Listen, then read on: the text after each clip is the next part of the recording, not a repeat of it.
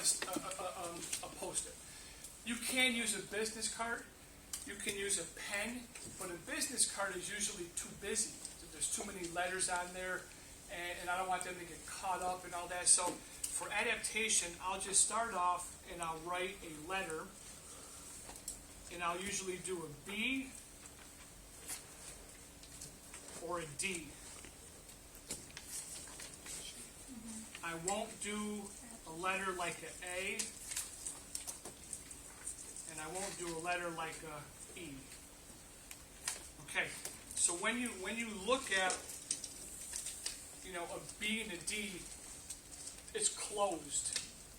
The loops are closed. So when you go to do the eye movement, your eyes are going to focus to the letter, but because it's closed, the brain has a tendency to kind of stay within the lines of the letter. When you look at a letter that's open, an A or an E, your eyes just, it's unconscious. You can't tell yourself, don't look, outside the primer of the E. You just will. Okay? So I always do a closed letter. Another thing that they teach you in the course is that if you have a wall or a door that's busy with pictures, like sometimes when I'm in the home and I'm doing this, and someone says, well, I'll just hang it on my refrigerator and I'll do it there. Well, that's great, but you have pictures of, your kids coloring and pictures and invitations and all magnets. It's not going to work. It's too much. So you want to find a door or a wall that's blank, and then you put the post-it on there, and you do that. That's if you're a home or in a clinic and you're doing some progression of the adaptation. The simplest form of a simple adaptation exercise is to hold the object at arm's length. Okay, you don't want to hold it so your neck is extended. Why? What canal are you trying to really habituate or try and improve? Horizontal. So you have to get the horizontal canal onto the level where it's going to be active. And the way that canal is active is you slightly flex. So that's very important, is the position of the letter or your arm. So for me, it would be down here, so my neck is flexed. And so now I want to be able to do this movement here. So I have to get to 2 hertz, the unit of speed, to really work my vestibular ocular reflex, my VOR. So I want to go about this speed. So in my vision, I have this alcohol bottle, I have the water, I have the podium, I have a lot of other extraneous visual distractions that can take away from the task. So your job as a clinician is to find a place that the patient can do this in isolation. So when I did this in my clinic, I basically had a room and I had a door, and I put it on the door, and it was clear, there was nothing distracting. Or you could do it in the clinic on a wall that's blank.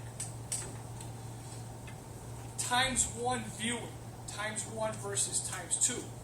×1 means that my head is 1 unit. My arm is the second unit. So ×1, my head, the first unit, is moving. That's ×1. ×2 now is my second unit, which is my arm, and my head, the first unit, they're both moving.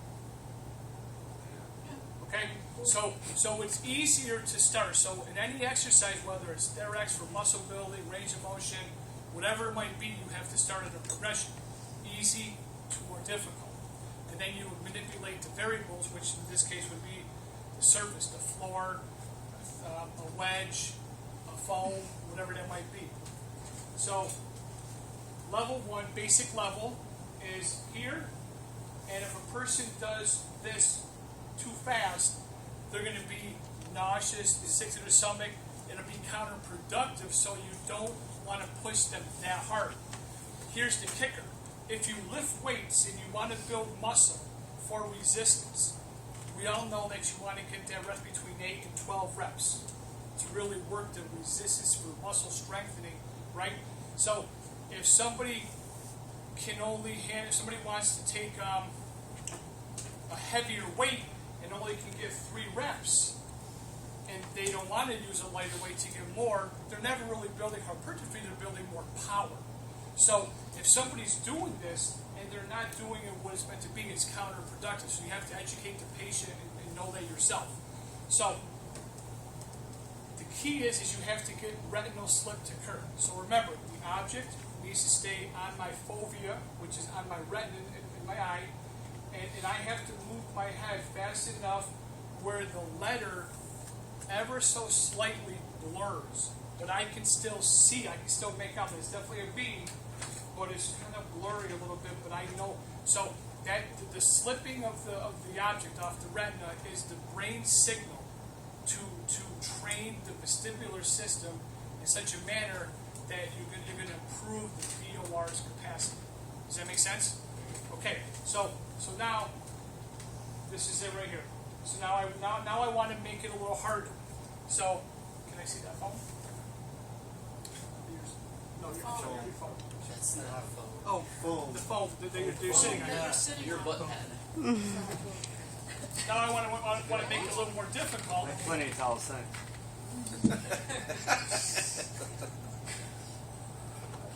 So now I'm going to stand on this phone. Can everybody see me? I'm standing on here. Is it harder for me to be wide or narrow? Is it harder? Narrow. So I'm going to start off making it a little easier, so I'm wide.